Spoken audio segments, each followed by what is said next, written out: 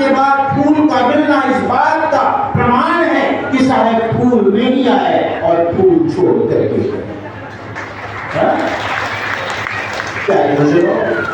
ये लहरकारा धाम पंछी वजूद उदित नाम साहब का सपना जिनमें हमारे सभी आचार्य गुरुजनों का कहीं न कहीं किसी न किसी रूप में योगदान है। पंछी वजूद बहुत बड़े नाम साहब कभी कभी बैठ जाते तो सुनाया करते थे कि प्रथम बार 1954 में प्रकाश मणि नाम साहब जी वहां आए। 1951 में पंछी वजूद उदित नाम साहब धर्माधिकारी के रूप में पदस्थ हुए तो साथ में आए थे और लेकिन साहिब की जो रुचि थी उनकी प्रवृत्ति थी पंछी वजूद प्रकाश मणि नाम साहब निर्माण आदि में ज्यादा नहीं, ग्रंथ लेखन में है ना, पंछी सदगुरु कबीर साहब के वाणी वचनों की व्याख्या में जैसे सदगुरु उन्हीं के द्वारा हमारे पास जो उपलब्ध बीजक की टीका है उन्हीं के द्वारा देते हैं। श्री ब्रह्मणि रूपनाम ग्रंथ उन्हीं के द्वारा निर्मित है।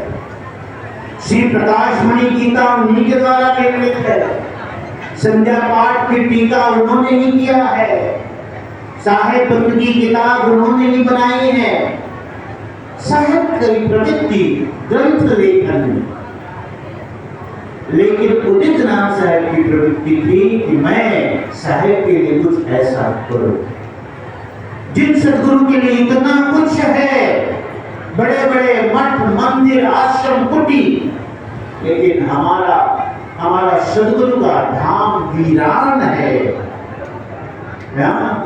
इस तालाब में पहले सुअर लौटते थे, भैंसें चलती थी, सिंघाड़ा बोए जाते थे, उतनी जमीन में मक्के बोए जाते थे। तो पूरी जमीन पंछी वजूद उदित नाम साहब के द्वारा खरीदी हुई है, ऐसे नहीं मिली है।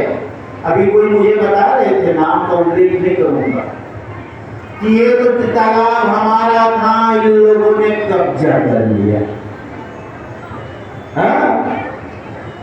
ठीक है, जो यहाँ पहले से लोग हैं उनका ये दावा है और आरोप है कि ये तो हमारा है, लोग बात चाहे कब्जा।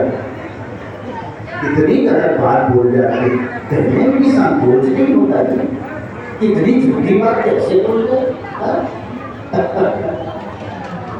बिल्कुल इस भ्रम को आप निकालिए। अगर कोई कहे तो तत्काल उसका जवाब दीजिए। हमारे पास उसके पेपर्स है, कागजात है, रजिस्ट्री पत्र है ना, कि पूरी की पूरी जमीन पर उदित नाम साहब ने खरीदी थी। सबसे पहले 4 एकड़ 37 डिसमिल जमीन जहां ये लहरकारा धाम की नींव पड़ी।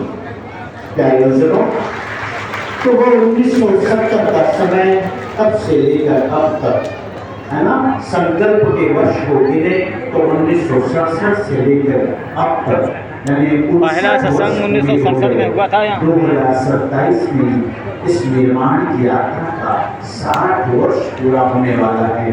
और 60 वर्ष ही पूरा नहीं होगा, बल्कि इसके निर्माण का पूर्णता